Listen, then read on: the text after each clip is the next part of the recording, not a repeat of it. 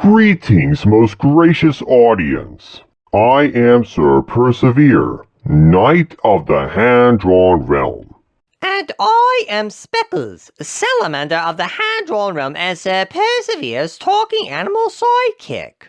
Today, I shall cover an animation project that took me quite pleasantly by surprise. Until Sunday night of August 29th, 2021, I had no idea it existed.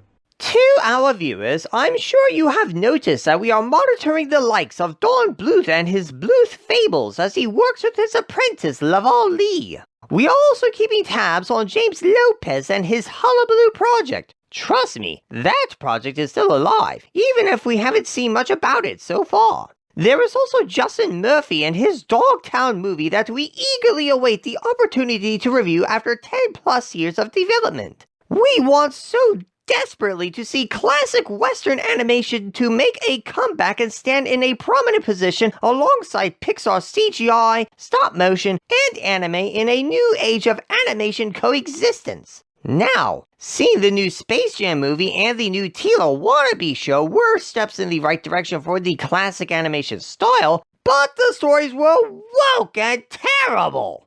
There is, of course, the style of animation that entails the puke-inducing Adventure Time scribbles and the Rick and Morty Cal Arts nightmare fuel. Yes, those styles are a perversion of another Western style that used to be prevalent in a positive way, stylized hand animation. You see, dear viewer, stylized Western animation is typically not as good as classic Disney from an objective artistic view. However, it also isn't meant to be, and a lot of the time it can still be very good.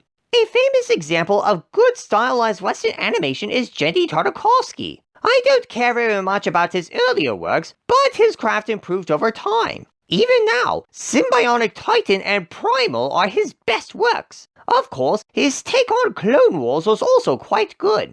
You also have Cartoon Saloon, which is a mixed bag. Song of the Sea was confusing and somewhat stupid. The Prophet was idiotic, but Wolfwalkers and Breadwinner were very well done for the style they were going for.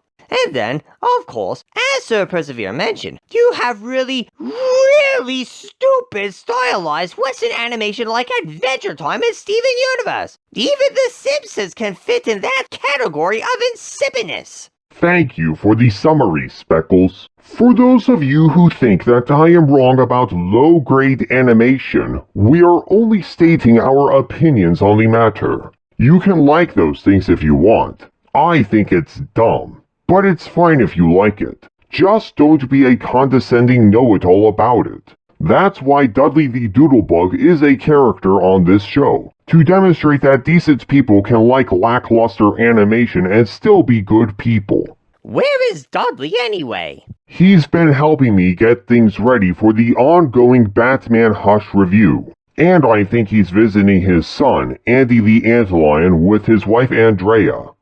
Anyway, I think we should get on with the news you were going to discuss. What was this project you found out about on the night of August the 29th? I was scrolling through YouTube, minding my own business, when I stumbled across some rough animation for an animated story about cats called Lackadaisy. As Speckles mentioned, there are two types of Western animation. Well, three if you count Tumblr crap. The classic animation Disney and Warner Brothers used to make, and the various stylized animations. Lackadaisy falls under the stylized category, but it is a beautiful animation style all its own. After watching this video, I simply had to find out more. With some research, I discovered that the original fundraiser for this in-production 10-minute animated short was held on Kickstarter. Small wonder I didn't know about this project until now. I'm primarily an Indiegogo backer who has been waiting for the next Dragon's Lair or Hullabaloo type projects to show up. Plus, Kickstarter has historically been run by radical leftists who are bigoted toward Comicsgate, which is another reason I wasn't on the platform to find out about Lackadaisy sooner. Anyway, let's look at the Kickstarter itself. The story of Lackadaisy is set during the Prohibition era of the Roaring 1920s. Our cat characters enjoy a bit of the bubbly and so take it upon themselves to satiate their appetites at the Little Daisy Cafe, which is operated as a speakeasy. The feline who runs the cafe is murdered in cold blood during this time period, leaving his wife to run it by herself. Our main characters include Rocky Rickaby, who is a cat with a taste for music, his cousin named Freckle McMurray, and Ivy Pepper, who is the heiress to the diminishing Lackadaisy fortune. This story has already been told in the form of an online comic, the link to which we shall include in the description below. This comic has been around since 2006, and I'll be sure to read it in order to get better acquainted with the story behind this animated short. Tracy Butler is the creator of this story, as well as the woman in charge of the animation production. Just from reading this Kickstarter page, I'm liking her quite a bit. She, like me, sees this time period of human history as an opportunity to bring back classic hand animation and make it great again, albeit in her own style. She lists Looney Tunes, Disney, and Don Bluth as inspirations for her animation ambition. Ah, I like you all the better already, Miss Butler. I hope a 10-minute short is but the beginning of future animations in your career.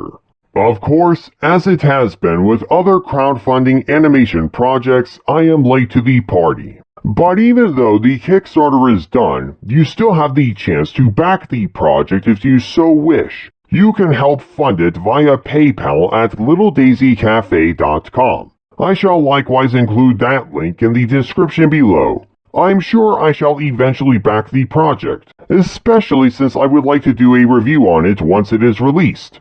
What do you think, Speckles? I think this project has a lot of promise of being a success. If the story is as good as the animation, then I think we are taking another step in the right direction toward making classic animation great again. Here, here, my amphibious friend. I think we shall end the video here. At this point, I would like to give a shout out to OMB Reviews. His takes on the box office are informative, and Odin himself is a very decent gentleman. Also, if you enjoyed this video and wish to see more like it, please consider hitting the like button, sharing this video, and subscribing to this channel. Now, my friends, go forth, be gracious to everyone, and may God bless you.